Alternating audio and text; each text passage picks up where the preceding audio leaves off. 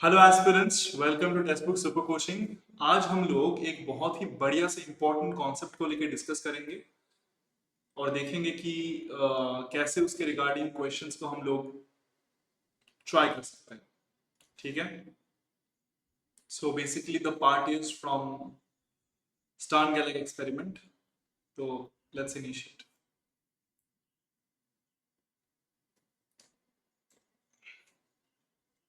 ये क्वेश्चन है जिस क्वेश्चन से पूरा का पूरा कॉन्सेप्ट को हम लोग स्टार्न गैलेक एक्सपेरिमेंट के कॉन्सेप्ट को हम लोग रिवाइज कर सकते हैं।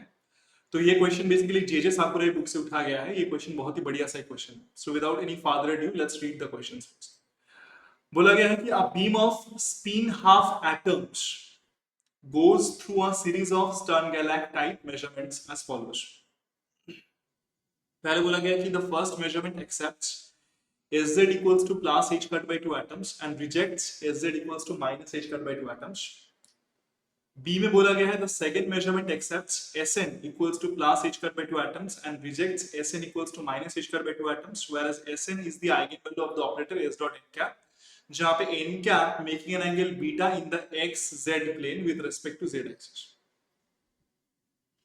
The third measurement accepts Sz equals to minus h cut by 2 atoms and rejects Sz equals to h cut by 2 atoms. What is the intensity of the final Sz equals to minus h cut by 2 beam when Sz equals to plus h cut by 2 beam surviving the first measurement is normalized to unity? बहुत अच्छी बात है।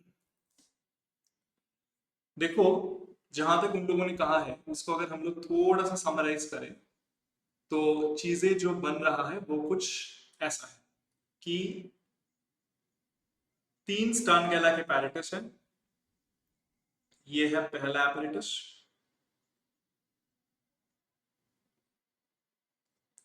ये है दूसरा apparatus, ये है तीसरा apparatus। तो बेसिकली यहां पे बोला गया है कि कुछ beam of spin half atoms हैं जिनको हमने स्टर्न गैलाक मेजरमेंट के थ्रू हमने जाने दिया है। तो first measurement accepts Sz equals to h cut by 2 and rejects Sz equals to -2। तो कुछ पार्टिकल्स थे जिनके इनिशियल स्टेट था आपका सर जी, जिनके इनिशियल स्टेट थे साई, जिनके इनिशियल स्टेट थे साई। ठीक है, वो पहले वाले स्टर्न गैलाक में से गुजरे और जहां पे मैग्नेटिक फील्ड आपका B यहाँ पे था, मैग्नेटिक फील्ड था इस तरफ बी जेड क्या, मतलब यहाँ पे जेड डायरेक्शन में मैग्नेटिक फील्ड है। यहाँ पे मैग्नेटिक फील्ड एन कैप एक आर्बिट्ररी यूनिट वेक्टर के डायरेक्शन में है। यहाँ पे मैग्नेटिक फील्ड अगेन फिर आपके जेड डायरेक्शन में है। तो डेफिनेटली जब स्टर्न गैलेक्सी से बाहर आएगा तो डिपेंड करेगा कि कुछ यहाँ पे पार्टिकल्स होंगे। मान लो यहाँ पे 100 पार्टिकल है, सारे के सारे साई स्टेट में है। तो जब निकलेंगे उसमें से कुछ पार्टिकल्स होंगे जो आपके स्पिन अप स्टेट में होंगे, कुछ पार्टिकल्स होंगे जो आपके स्पिन डाउन स्टेट में होंगे। तो इसको हम लोग ऐसे भी लिख सकते हैं कि कुछ हमारे होंगे स्पिन अप स्टेट में, कुछ हमारे होंगे स्पिन डाउन स्टेट में। उन लोगों ने एक चीज बहुत अच्छे से मेंशन कर दिया है कि जो फर्स्ट मेजरमेंट हो रहा है वहां पे सिर्फ Sz का वैल्यू जब प्लस h कट बाय 2 है, मतलब जिन पार्टिकल का स्पिन अपजेड है उनको ही एक्सेप्ट करेंगे, बाकी को रिजेक्ट करेंगे। मतलब इन पार्टिकल्स को हम जाने नहीं देंगे और ये जो पार्टिकल है ये इस टर्न गैलेक में जाएंगे, ये पार्टिकल्स नहीं जाएंगे। तो ये वाले जो पार्टिकल हैं, पहले वाले स्टर्न गैलेक से निकले हुए पार्टिकल जो स्पिन अपजेड स्टेट में है, वो ही दूसरे वाले स्टर्न गैलेक के इनिशियल पार्टिकल्स हैं।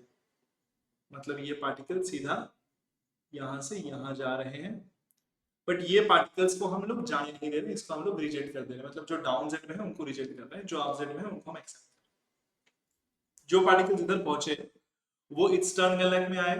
डेफिनेटली यहाँ पे मैग्नेटिक फील्ड एन कैप के डायरेक्शन में है, तो दो तरीके के पार्टिकल निकलेंगे। एक होंगे स्पिन अप एन, कुछ पार्टिकल का स्टेट ये होगा, कुछ पार्टिकल का स्टेट होगा स्पिन डाउन एन। सर जी एक बात कह दूं फिर से, हम लोग क्या बोला गया है, the second measurement accept Sn equals to h cut by 2 and rejects Sn equals to minus h cut by 2। मतलब यहाँ पे ये जो पार्टिकल के स्पिन डाउन एन है इसके लिए आपका स्पिन का आइगन वैल्यू होगा माइनस h कट बाय 2। जिनके पार्टिकल यहाँ पे जो पार्टिकल स्पिन अप स्टेट में है अलोंग द एन डायरेक्शन उनके लिए आइगन वैल्यू होगा प्लस h कट बाय 2। तो इनको एक्सेप्ट कर रहे हैं, इनको रिजेक्ट, मतलब ये जा नहीं पाएंगे। और ये वाले जो पार्टिकल्स हैं आपके, ये पार्टिकल थर्ड स्टर्न गैलेक apparatus में जाएंगे। थर्ड स्टर्न गैलेक apparatus आपका z डायरेक्शन में है, तो यहां से जो दो प्रकार के पार्टिकल्स निकलेंगे वो आइदर, जस्ट बिकॉज ये z डायरेक्शन में है तो कुछ होंगे आपके आप z डायरेक्शन के पार्टिकल्स इस स्टेट में होंगे, कुछ पार्टिकल आपके डाउन z डायरेक्शन के पार्टिकल्स होंगे इस स्टेट में होंगे। तो हम लोग क्या करेंगे, the third measurement accepts only Sz equals to minus h कर 2 एटम्स एंड रिजेक्ट्स प्लस। तो हम लोग इस एटम्स को कंसीडर नहीं करेंगे, आप सिर्फ इस एटम को कंसीडर करेंगे। ठीक है। क्वेश्चन में और एक चीज मेंशन करके दिया गया है कि इनिशियल स्टेट पता नहीं। तो मान लीजिए जो भी इनिशियल स्टेट है वहां से वो पार्टिकल्स जब इस टर्न गैलेक्सी से बाहर आएंगे तो आपको पता है just because magnetic field z direction में है, जो पार्टिकल बाहर आएंगे उनमें से कुछ आपके आप स्पिन z डायरेक्शन में होंगे, नहीं तो डाउन z डायरेक्शन में होंगे। जिनमें से डाउन z डायरेक्शन को हम लोग अलाउ नहीं करेंगे, अप z डायरेक्शन के जो पार्टिकल्स हैं उनको अलाउ करेंगे जाने के लिए सेकंड स्टर्न गैलेक्सी। और ये मेंशन कर दिया गया है कि what is the intensity of the final Sz equals to minus h cut by 2 beam when Sz equals to plus h cut 2 by 2 beam surviving the first measurement is normalized to unity। मतलब बोल दिया गया कि ये जो beam यहां पे जा रहा है, मान लीजिए इसका इंटेंसिटी I नॉट है, इसके रेस्पेक्ट पे इसका इंटेंसिटी निकालो, ये बोल दिया गया है। बोल दिया कि मान लो कि इसका इंटेंसिटी I नॉट तुम्हारा 100% है या इसका इंटेंसिटी 1 है, इसके रेस्पेक्ट पे इसका इंटेंसिटी निकालो। ठीक है। क्योंकि अगर तुम इसका इंटेंसिटी 100% मानते हो, इसका इंटेंसिटी अगर 100% मानते हो तो इसका इंटेंसिटी आई नॉट निकालने के लिए ये स्टेट पता होना जरूरी है। जब तक ये स्टेट पता नहीं होगा तब तक तुम इसका इंटेंसिटी निकाल नहीं सकते। तो उन लोगों ने कहा है कि ये स्टेट तो हमें पता नहीं, तो तुम एक काम करो, तुम इसी इंटेंसिटी को 100% मान लो यही तुम्हारा टोटल इंटेंसिटी है, ये बोल दिया गया। अच्छा देख, अगर मान ले कि ये स्टेट मुझे पता होता, अगर ये उन लोगों वो लोग हमें बता देते तो इस स्टेट का इंटेंसिटी कैसे निकालते हैं, आप जेड के साथ साई का इनर प्रोडक्ट करके मॉड स्क्वायर। अगर इसका इंटेंसिटी आई होता तो आई नॉट क्या होता, आई नॉट होता this thing, this into I into this तुम्हारा आई नॉट। बट सर जी हमें ये स्टेट साई पता नहीं, तो डेफिनेटली ये इंटेंसिटी आई भी पता नहीं हो सकता। तो हम लोगों को क्वेश्चन में जो बोल दिया गया है हम लोग उसी चीज को मानेंगे और मानते हुए चलेंगे कि ये जो इंटेंसिटी है पार्टिकल का, यही इंटेंसिटी हमारा जो इंटेंसिटी है, इस इंटेंसिटी के रेस्पेक्ट पे इस बीम का इंटेंसिटी निकालना है। तो इस इंटेंसिटी के रेस्पेक्ट पे इस बीम का इंटेंसिटी निकालना है, तो ये इंटेंसिटी को हम लोग 100% मान रहे हैं। तो हमारा मेजरमेंट कहां से शुरू हो रहा है, बेसिकली यहां से शुरू हो रहा है कि हमारे पास आप Sz equals two plus h cut by 2, मतलब आप Z स्पिन के पार्टिकल्स थे जिनकी इंटेंसिटी I नॉट था। तो ये सारे पार्टिकल्स सेकंड ये स्टर्न गैलेक्सी में घुसे, तो डेफिनेटली यहां से दो तरीके के पार्टिकल्स आएंगे, एक तो आप n, एक डाउन n।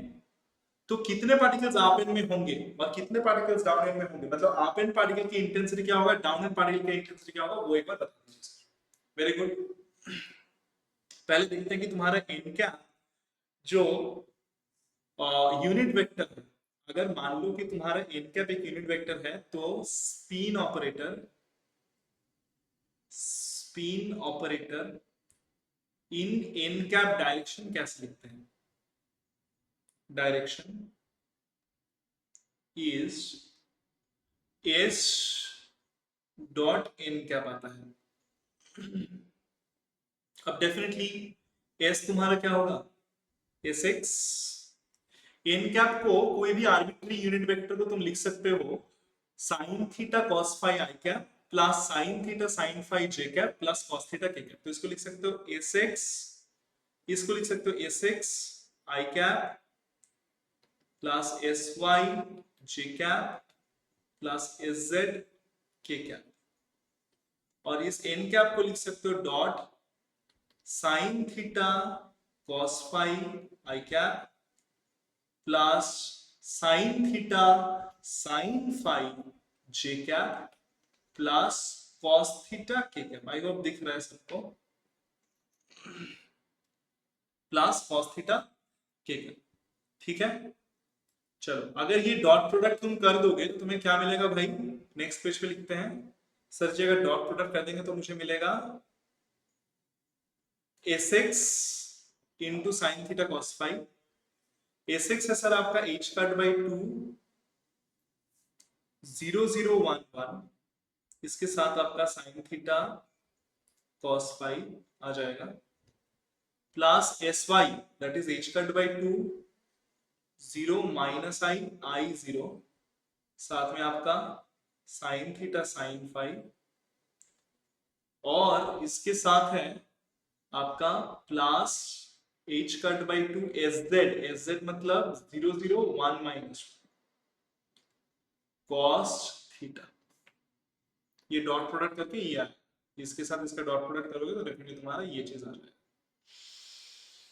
अब अगर मल्टीप्लाई करोगे तो तुम्हारे यहाँ पे आ जाएगा एच कट बाई 2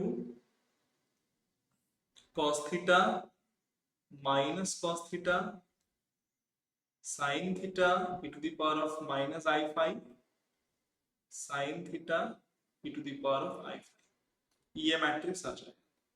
तो ये है तुम्हारा S N matrix, S operator spin operator in n cap direction, ये तुम्हारा ये।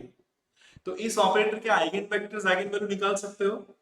मतलब अगर तुम ये पार्टिकल्स इस स्टैंडगेलेक से गुजरेंगे तो डेफिनेटली एक मेजरमेंट हो रहा है, तो डेफिनेटली हमारे प्रोबेबल स्टेट क्या है, अप एंड और डाउन एंड। तो अप एंड और डाउन एंड कैसे मिलेगा, इसके आइगन वेक्टर्स जो है वही तुम्हारे अप एंड और डाउन एंड होगा। तो eigen vectors of this matrix, the eigenvectors and eigenvalues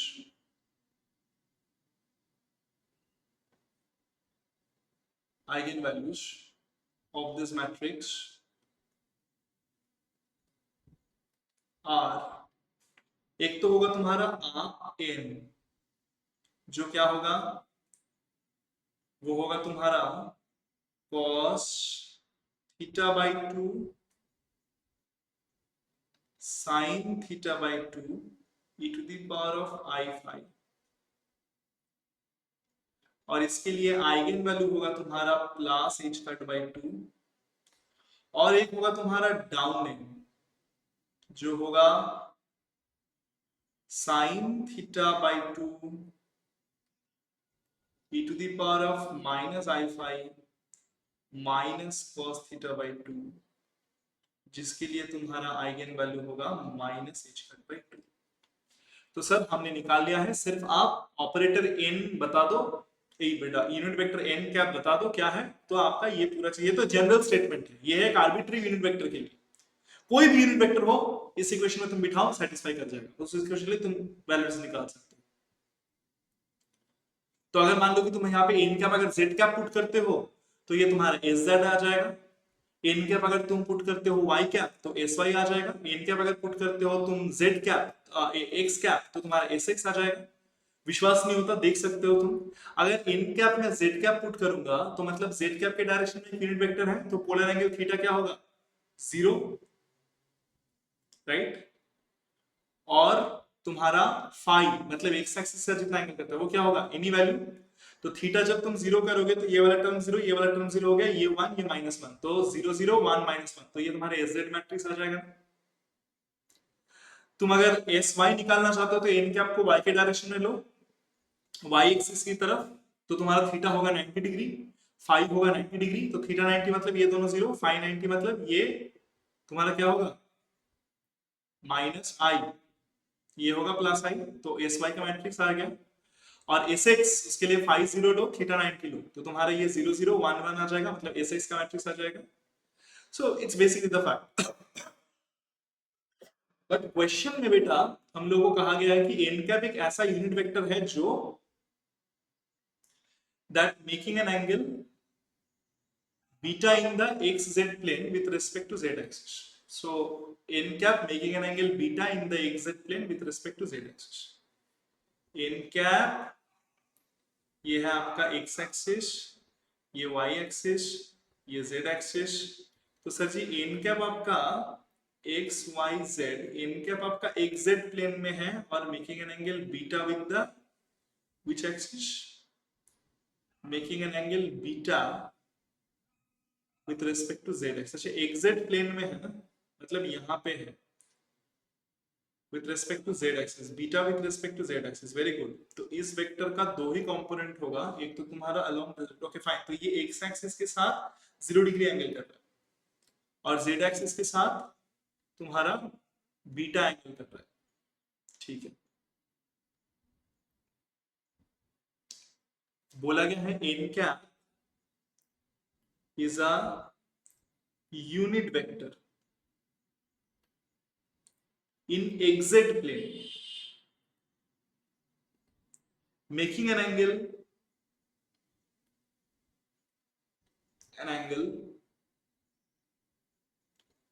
beta with z axis.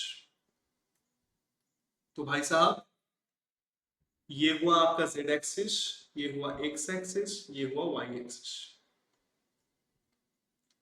अगर तुम्हारा n कैप xz प्लेन में है काइंड ऑफ ऐसा, तो डेफिनेटली ये बीटा एंगल कर रहा है z एक्सिस के साथ, मतलब polar angle theta is equals to beta. और इसका अगर प्रोजेक्शन लोगे एक्स वाई प्लेन में तो अलोंग द एक्स एक्सिस आएगा. तो एक्स एक्सिस के ऊपर अगर कोई वेक्टर का प्रोजेक्शन आ रहा है तो फाई तुम्हारा होगा 0. That vector is making an angle 0 with the x axis. तो n कैप एक ऐसा वेक्टर है जिसके लिए थीटा तुम्हारा बीटा है और फाई तुम्हारा 0 है. तो आ गया. तो हम लोग अप n और डाउन n को लिख सकते हैं. बताओ बेटा. देयरफॉर आप n क्या होगा हमारा, थीटा को बीटा लो, फाई को 0, तो ये तुम्हारा आ जाएगा cos beta by 2 sin beta by 2 to the power of i phi. तो ये 0 हो जाएगा. cos beta by 2 sin beta by 2. तो पहला वाला होगा तुम्हारा cos beta by 2 sin beta by 2 और दूसरा डाउन n तुम्हारा क्या आ जाएगा, बोलिए. डाउन n बड़ा ही आसान है सर जी. सेम डाउन n तुम्हारा आ जाएगा इसी फॉर्मूला में, थीटा का वैल्यू लिख दो बीटा बाई 2, थीटा का वैल्यू लिख दो बीटा, फाई इक्वल टू 0. तो तुम्हारा आ जाएगा sign beta by 2 minus cos beta by 2. Good.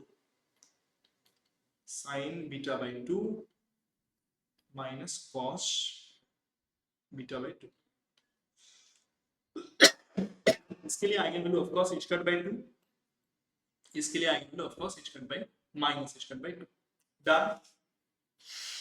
तो एक बात बताओ, जो भी पार्टिकल्स यहां से गुजर के इधर आ रहे हैं उनमें से आप इन वाले पार्टिकल्स को हम एक्सेप्ट करेंगे, डाउन इन वाले को एक्सेप्ट नहीं करेंगे.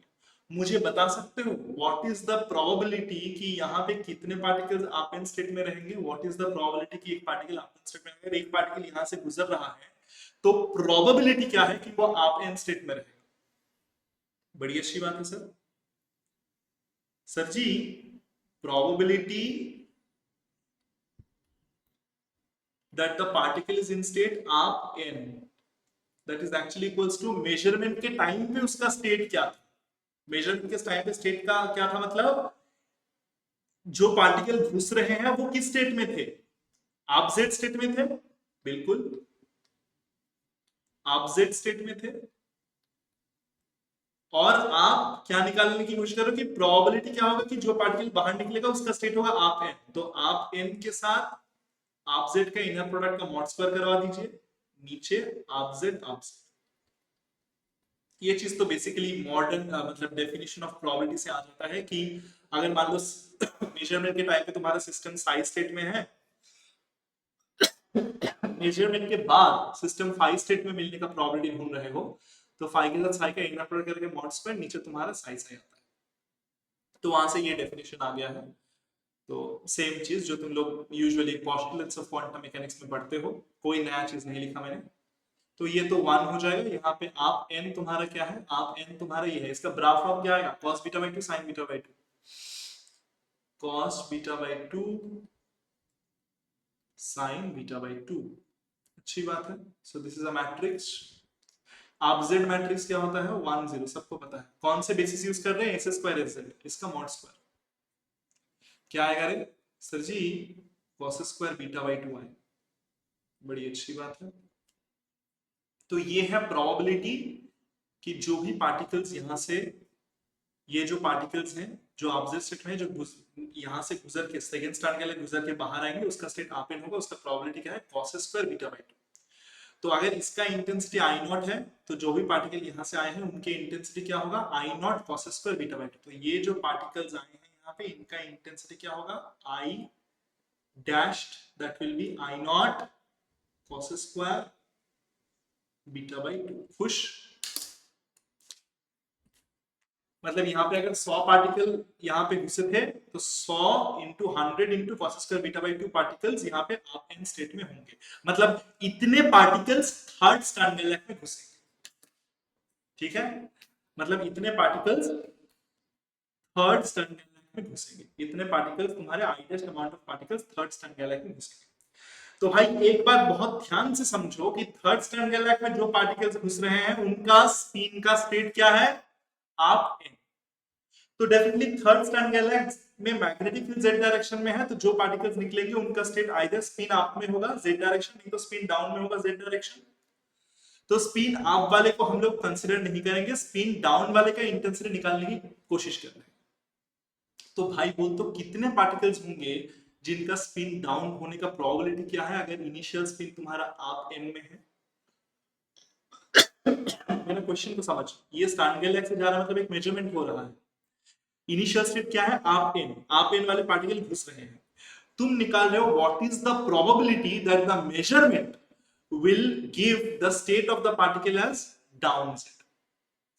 तो सर जी प्रोबेबिलिटी कि पार्टिकल का स्टेट डाउन जेड में होगा जब तुम्हारा इनिशियल स्टेट क्या है, कौन से पार्टिकल घुस रहे हैं, आप एन वाले पार्टिकल घुस रहे हैं, तो इनिशियल स्टेट तुम्हारा आप एन है, तो आप एन के साथ डाउन जेड वाले पार्टिकल का इनर प्रोडक्ट करा के मॉड स्क्वायर, नीचे up n of course denominator is normalised, ये स्टेट आप एन नॉर्मलाइज्ड है। तो डाउन जेड मतलब सर बेसिकली डाउन जेड मतलब आपका 0 1 होता है, तो उसका ग्राफ फॉर्म मतलब 0 1। आप एन मतलब सर आपका cos beta by 2 sin beta by 2, good, इसका मॉड स्क्वायर। तो सर जी ये आपका आ जाएगा sin square beta by 2 is the probability. मतलब जितना पार्टिकल सेकेंड स्टर्न गैलेक्सी से निकलेगा उसका sin square beta by 2 fraction third stern Galaxy से निकलेगा with state down, with state down. हालांकि पूछा नहीं गया, बट अगर तुझे पूछता कि कितने प्रोबेबिलिटी क्या है कि कितना पार्टिकल ऑपोजिट स्टेट में निकलेगा, सर दो ही पॉसिबिलिटीज है, आइदर आपका ऑपोजिट में निकलेगा नहीं तो डाउन साइड में निकलेगा। डाउन साइड में निकलने का प्रोबेबिलिटी आपका आया है sin स्क्वायर बीटा बाई 2, तो ऑपोजिट में निकलने का प्रोबेबिलिटी क्या होगा, टोटल प्रोबेबिलिटी 1, तो 1 minus sin square beta by 2 that is cos square beta by 2। चलो अच्छी बात। तो भाई मुझे यहां से बता दो, अगर ये तुम्हारा पार्टिकल का फाइनल इंटेंसिटी है, तो ये इंटेंसिटी क्या होगा, आई फाइनल क्या होगा तुम्हारा, सर जो इंसिडेंट इंटेंसिटी मतलब जो घुसा है that is I dash into sin square beta by 2। बड़ी अच्छी बात है सर, आई डैश को था आपका I naught cos square beta by 2, तो आई फाइनल क्या होगा, आई फाइनल होगा आई डैश मतलब I naught cos square beta by 2 then sin square beta by 2, मतलब sin बीटा cos बीटा का होल स्क्वायर। ठीक है, sin बीटा cos बीटा का होल स्क्वायर। अच्छा मैं अगर ऊपर नीचे 2 2 से मल्टीप्लाई करूं, तो 2 sin बीटा cos बीटा मतलब क्या हो जाएगा, मतलब sin beta by 2 cos beta by 2 का whole square, sin beta by 2 cos beta by 2 का होल स्क्वायर, है ना। अगर ऊपर नीचे 2 2 से मल्टीप्लाई करो तो ऊपर क्या आ जाएगा, 2 sin beta by 2 cos beta by 2 मतलब sin बीटा बाई 2 का होल स्क्वायर मतलब साइन स्क्वायर बीटा बाई 4, तो I naught by 4 sine square beta, याद I naught by 4 sine square beta. I think तुम लोग खुश हो, तुम लोग को पता चल गया। तो बेसिकली कुछ देखने लायक चीजें यहाँ पे था ही नहीं सर, बहुत ही आसान सा क्वेश्चन है, साकुरे का क्वेश्चन है, तो डरो मत कि बहुत टफ होगा। हालांकि टफ तो है, अगर कॉन्सेप्ट ना है तो तुम्हारे पास डेफिनेटली टफ लगेगा, बट अगर कॉन्सेप्ट है तो आसान। क्या बोला गया है, इस टर्न गैलेक्सी से जो पार्टिकल निकलेंगे जस्ट बिकॉज़ का आइडेंटिकल इनका के डायरेक्शन में है, तो आइदर स्टेट अप एंड में होगा या तो डाउन एंड में होगा। अप एंड में होने का प्रोबेबिलिटी क्या है सर, इनिशियल स्टेट क्या था अप जेड, इनिशियल स्टेट अगर अप जेड होगा तो अप एंड में मिलने का प्रोबेबिलिटी होगा, इनिशियल सेट आप जेड है तो आप जेड के साथ आप एन का इनर प्रोडक्ट करा के मॉड स्क्वायर नीचे up Z that is actually equals to up n, तुम लोगों को पता है ये होता है, डाउन एन ये है, तो आप एन का वैल्यू पुट कर दिया, आप जेड का वैल्यू यहाँ पे पता है 1 0 करके mod square cos square beta है, तो इसके साथ इनिशियल इंटेंसिटी मल्टीप्लाई कर दो तो मैं फाइनल इंटेंसिटी मिलेगा। तो cos square beta is the cos square beta by 2 is the probability कि ये जो पार्टिकल आप जेड स्टेट में यहाँ पे घुसे हैं वो आप एन स्टेट में बाहर निकलेंगे। तो क्या होगा, इनिशियल इंटेंसिटी आई नॉट था, आई नॉट के साथ मैंने cos square beta by 2 multiply कर दिया, तो आई डस्ट मिला, that is the intensity of the particle that has come out from the second Stern Gerlach with the spin of up n। अब यही पार्टिकल इस Stern Gerlach में जा रहे हैं क्योंकि ये पार्टिकल रिजेक्टेड है, हमने इसको कंसीडर नहीं किया, इस पार्टिकल को यहाँ पे घुसने नहीं दिया, तो सिर्फ ये आप एन वाले पार्टिकल इधर जा रहा है। जस्ट बिकॉज़ इसका मैग्नीट्यूड z डायरेक्शन में है, तो यहाँ पे दो तरीके के स्पिन स्टेट मिल सकते हैं जो बाहर पार्टिकल्स बाहर आएंगे, एक तो होंगे आप जेड, एक डाउन जेड। पूछा गया है डाउन जेड में होने के प्रोबेबिलिटी क्या है, इंटेंसिटी क्या है, तो पहले प्रोबेबिलिटी निकालो। तो जो पार्टिकल घुस रहे हैं उनका स्टेट क्या है आप एन, तुम निकाल रहे हो कि डाउन सेट में होने का प्रोबेबिलिटी क्या हो, तो मेजरमेंट के टाइम का स्टेट क्या था आप एन, तो आप एन के साथ डाउन जेड का इनर प्रोडक्ट करा के मॉड स्क्वायर नीचे up n, this is actually equals to 1, यहाँ पे तुम्हारा डाउन जेड इज 0 1 और आप एन तुम्हारा cos beta by 2 sin beta by 2, ये करके मल्टीप्लाई करके मॉड स्क्वायर जो तुम्हारा sin स्क्वायर बीटा बाय 2 आया। तो sin square beta by 2 is the probability कि जितने पार्टिकल्स, अगर कोई पार्टिकल यहाँ पे घुस रहा है विद द स्टेट ऑफ आप एन, उसका स्टेट डाउन जेड मिलेगा, उसका प्रोबेबिलिटी है sin स्क्वायर बीटा बाय 2। तो यहाँ पे जो पार्टिकल्स घुसे थे उसका इंटेंसिटी अगर आई डैश है, तो जो पार्टिकल्स यहां से निकल रहे हैं with the state of down Z, उसका इंटेंसिटी क्या होगा I dash sin square beta by 2। जो पार्टिकल आप जेड में निकलेगा उसका प्रोबेबिलिटी क्या होगा I dash cos square beta by 2, क्योंकि sin square beta bye is the probability of getting down Z, तो प्रोबेबिलिटी ऑफ गेटिंग आप जेड क्या होगा 1 minus sin square beta by 2 that is cos square beta by 2। हालांकि वो हमारे काम की चीज नहीं है, हमें सिर्फ डाउन जेड के लिए पूछा गया है, तो डाउन जेड में निकलने का प्रोबेबिलिटी क्या है sin स्क्वायर बीटा बाय 2। तो इनिशियल इंटेंसिटी अगर आई डैश है तो कितना निकलेगा यहां से बाहर डाउन जेड स्टेट में I dash sin square beta by 2। But sir I dash का वैल्यू क्या है I naught cos square beta by 2, तो I naught cos square beta by 2 into sin square beta by 2, जिसको मैं क्या लिख सकता हूं cos square beta by 2 into cos beta by 2 sin beta by 2 का होल स्क्वायर, तो ऊपर नीचे 2 से मल्टीप्लाई किया तो sin बीटा बाय 2 by 2 का होल स्क्वायर मतलब sin स्क्वायर बीटा बाय 4, तो i not by 4 sin square beta is your final intensity. अगर तुम्हारा i नॉट इंटेंसिटी घुस रहा है तो जो इंटेंसिटी ये डाउन जेड पार्टिकल का होगा वो होगा i not by 4 sin square beta, i not by 4 sin square beta. तो आई थिंक क्वेश्चन समझ में आ गया है कि सर यहां से 3 स्टार गैलेक्ट था, ये पहला स्टार गैलेक्ट, दूसरा स्टार गैलेक्ट, तीसरा स्टार गैलेक्ट, तीसरा स्टार गैलेक्ट। तो यहां से जो पार्टिकल आप जेड स्पिन में था उसे यहां जाने दिया, जो पार्टिकल आप एन स्पिन में था वहां जाने दिया, ये सारे पार्टिकल आप जेड स्पिन में थे, ये सारे आप एन स्पिन में थे। यहाँ से जो डाउन एन स्पिन वाले पार्टिकल्स हैं उनको आपने मना कर दिया जाने को, यहाँ से जो डाउन जेड वाले पार्टिकल थे उनको आपने मना कर दिया, डाउन एन वाले पार्टिकल को इधर जाने के लिए मना कर दिया, बट ये पार्टिकल इधर गए, यहाँ पे मैग्नेटिक फील्ड जेड डायरेक्शन में था, यहाँ पे मैग्नेटिक फील्ड आपका जेड डायरेक्शन में था, यहाँ पे मैग्नेटिक फील्ड आपका एन कैप डायरेक्शन में था, अच्छी बात है। और यहाँ से जो दो पार्टिकल आ रहे हैं उनमें से आपने कहा कि इन पार्टिकल का जो डाउन एन में है, जो डाउन जेड में है, उनका इंटेंसिटी क्या होगा, आपने पूछा इसका इंटेंसिटी क्या होगा। अगर इसका इंटेंसिटी आई नॉट है तो इसका इंटेंसिटी अगर आई नॉट है तो इस पार्टिकल का इंटेंसिटी होगा I naught by 4 sine square beta, ये तुम्हारा आंसर है।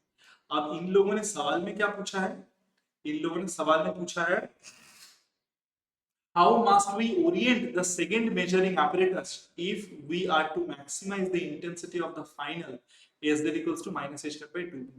बोला गया कि अगर ये जो बीम आ रहा है, हालांकि इसका इंटेंसिटी तो I naught by 4 sine square beta आया है, इस इंटेंसिटी को तुम अगर मैक्सिमाइज करना चाहते हो तो इस एपरेटस में मैग्नेटिक फील्ड के डायरेक्शन को कैसे चेंज करो। तो भाई एक बात अच्छे से समझ, ये इंटेंसिटी मैक्सिमम कब होगा, जब साइन स्क्वायर बीटा तेरा 1 हो जाएगा। I final will be maximum if तुम्हारा sine square beta is equal to 1। Sine square beta अगर तुम्हारा 1 होगा तो बीटा तुम्हारा 90 डिग्री हो जाएगा, बीटा तुम्हारा 90 डिग्री हो जाएगा, है ना। बीटा तुम्हारा 90 डिग्री हो जाएगा मतलब n cap will be along the direction of X cap, मतलब एन कैप तुम्हारा एक्स कैप बन जाएगा, जिसको तुम आई कैप भी लिख सकते हो। एन कैप तुम्हारा क्या बन जाएगा उस टाइम पे, आई कैप, मतलब along the direction of x axis बन जाएगा। बीटा क्या था, जेड एक्सिस के साथ जितना एंगल करता है वो वेक्टर था ही एक्स प्लेन में, तो एक ये तेरा जेड एक्सिस, ये तेरा एक्स एक्सिस, तो वो वेक्टर था ही एक्स प्लेन में जहां पे जेड एक्सिस से बीटा एंगल करता है। अगर मैं कहूं कि इंटेंसिटी मैक्सिमाइज करने के लिए बीटा को 90 होना जरूरी है, तो बीटा 90 होगा मतलब ये एक्स एक्सिस के साथ अलाइन हो जाएगा। इसका मतलब ये है कि अगर तुम्हारा जो सेकेंड स्टैंड गैलेक्ट है वहां पे अगर तुम मैग्नेटिक फील्ड का डायरेक्शन एक्स एक्सिस की तरफ कर देते हो, तो थर्ड स्टैंड गैलेक्ट से जो डाउन जेड वाले स्टेट के पार्टिकल्स आएंगे उनका इंटेंसिटी मैक्सिमम। ठीक है, तो हमने ये क्वेश्चन सॉल्व कर लिया। तो आई थिंक स्टैंड गैलेक्ट एक्सपेरिमेंट कैसे होता है, कैसे उसके प्रॉब्लम सॉल्व किए जाते हैं, वो हमने सारे के सारे कॉन्सेप्ट इस प्रॉब्लम के थ्रू हमने देख लिए हैं। अब कोई भी क्वेश्चन आप स्टैंड गैलेक्ट का अटेम्प्ट कर सकते हो। ग्रिफिथ में हालांकि एक क्वेश्चन है जो एक्सरसाइज में दिया गया है, वो क्वेश्चन आप लोग जरूर ट्राई करना और आप करके मुझे बताना कि उसका आंसर आपका क्या है। थैंक यू वेरी मच, मैं क्लास को यहाँ पे खत्म कर रहा हूँ। If you have any doubts please let me know in the comment section below. एक बात मैं कहूँ, जो भी बच्चे सीएसआर ने दिसंबर के लिए प्रिपरेशन कर रहे हो उसके लिए एलीट बैच 2.0 ऑलरेडी शुरू हो गया है। जल्द से जल्द आप लोग उस बैच को ज्वाइन कर लो, क्योंकि फिलहाल एक ऑफर चल रहा है जो है 14,272 में आपको ये कोर्स मिल रहा है। इस कोर्स का एक्चुअल प्राइस 42,000 है, जो प्राइस अभी फिलहाल इंडिपेंडेंस के तौर पे आपको डिस्काउंट देके 14,272 में मिल रहा है आपको। So I think it's the best opportunity to grab the course, क्योंकि जितना जल्दी आप लोग प्रिपरेशन शुरू करोगे उतना जल्दी आप लोग प्रिपरेशन खत्म कर पाओगे, रिवीजन कर पाओगे, मॉक टेस्ट दे पाओगे, तो टाइम टू टाइम एवरीथिंग खत्म होगा। और अगर घर पे बैठ के टाइम वेस्ट करोगे तो फिर आपका एग्जाम मतलब डिमोटिवेट हो जाओगे, फिर एग्जाम ठीक टाइम पे खत्म भी नहीं होगा एग्जाम का प्रिपरेशन, फिर एग्जाम में जाके उसका असर पड़ेगा। इसके अलावा आप लोगों को पता है कि एचपीएससी असिस्टेंट प्रोफेसर का रिक्रूटमेंट शुरू हुआ है, तो उस एग्जाम में जो जो बच्चे अपियर कर रहे हैं, मतलब जिनके पास सीएसआर नेट जीआरएफ है, वो सारे के सारे बच्चे अपने प्रिपरेशन के लिए टेक्स्ट बुक सुपर कोचिंग को ज्वाइन कर सकते हैं। और फिलहाल उसके लिए एक ऑफर भी दिया गया है। मेन प्राइस इस बैच का है 26,666, but that price has been reduced due to Independence Day offer, और वो प्राइस रिड्यूस्ड होकर 9,207 रुपीज करा गया है। सो डू हरी अप, क्योंकि ये एक लिमिटेड टाइम सेल है। जल्द से जल्द आप लोग अप्लाई करोगे तो you can take the benefit of this discount, otherwise again the price will be higher. And mostly जो बच्चे एचपीएससी के लिए प्रिपेयर कर रहे थे, मैं तो उनको खास तौर पे बोलूंगा, क्योंकि एग्जाम बहुत सामने ही आ रहा है, तो कोशिश करो कि आप लोग जल्द से जल्द ज्वाइन करो, क्योंकि जितना जल्दी ज्वाइन करोगे उतना जल्दी तुम्हारा बेनिफिट होगा, क्योंकि एग्जाम बहुत सामने आ रहा है। तो ऑलरेडी बैच शुरू हो गया है, so don't delay. Thank you very much, मिलते हैं नेक्स्ट सेशन में।